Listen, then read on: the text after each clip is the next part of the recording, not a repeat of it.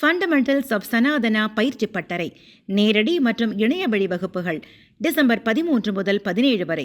தொடர்புக்கு 7388824242. இந்த சட்ட திருத்தம் நாடாளுமன்றத்தில் கொண்டு வரப்படும் போது திராவிட முன்னேற்ற கழகத்தைச் சேர்ந்த எம்பிக்கள் மற்றும் அதன் கூட்டணி கட்சியை சேர்ந்த எம்பிக்கள் முழு அளவில் அழுத்தம் கொடுத்து அங்கேயே சட்ட திருத்தத்தை தடுத்து நிறுத்தியிருக்கலாம்.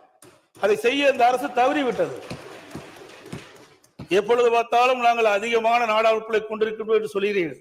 தமிழ்நாடு மக்கள் பாதிக்கக்கூடிய எந்த ஒரு திட்டமும் மத்திய அரசால் நிறைவேற்றப்படுகின்ற பொழுது அதை தடுத்து நிறுத்துகின்ற நிலையிலே நம்முடைய நாடாளுமன்றத்தில் இருந்திருக்க வேண்டும்.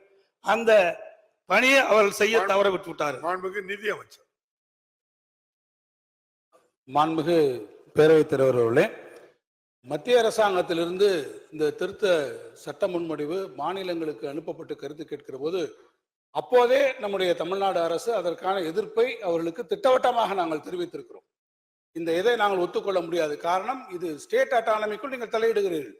ஒரு மாநில அரசுடைய ஒப்புதல் இல்லாமல் ஸ்ட்ராட்டஜிக் அண்ட் கிரிட்டிக்கல் மினரல்ஸ் என்கின்ற போர்வையிலே நீங்கள் ஒன்றிய அரசு நினைத்தால் எந்த இடத்திலும் போய் நீங்கள் இத்தகைய சுரங்க பணிகளை செய்து கொள்ளக்கூடிய அதிகாரத்தை நீங்கள் மேற்கொள்வதற்கு நிச்சயமாக தமிழ்நாடு ஒருபோதும் தன்னுடைய அனுமதியை வழங்காது என்று தமிழ்நாடு திட்டவட்டமாக தன்னுடைய எதிர்ப்பை அந்த சட்ட முன்வடிவிற்கு ஏற்கனவே தெரிவித்திருக்கிறது. இருந்த போதிலும் ஒன்றிய அரசு அங்கே நாடாளுமன்றத்தை தனக்கு இருக்கக்கூடிய அறுதி பெரும்பான்மையினுடைய அடிப்படையில் அவர்கள் அந்த சட்டத்தை அன்றைக்கு நிறைவேற்றி வந்து அந்த சட்டத்தை அவர்கள் நிறைவேற்றிவிட்டு நமக்கு சொல்லியிருக்கார்களுடைய சட்ட முன்வடிவிலேயே மிக கடுமையான எதிர்ப்பை திராவிட முன்னேற்ற நம்முடைய மாண்பு முதலமைச்சரான தலைமையில் இருக்கக்கூடிய அரசு ஏற்கனவே தெளிவாக தெரிவித்தது.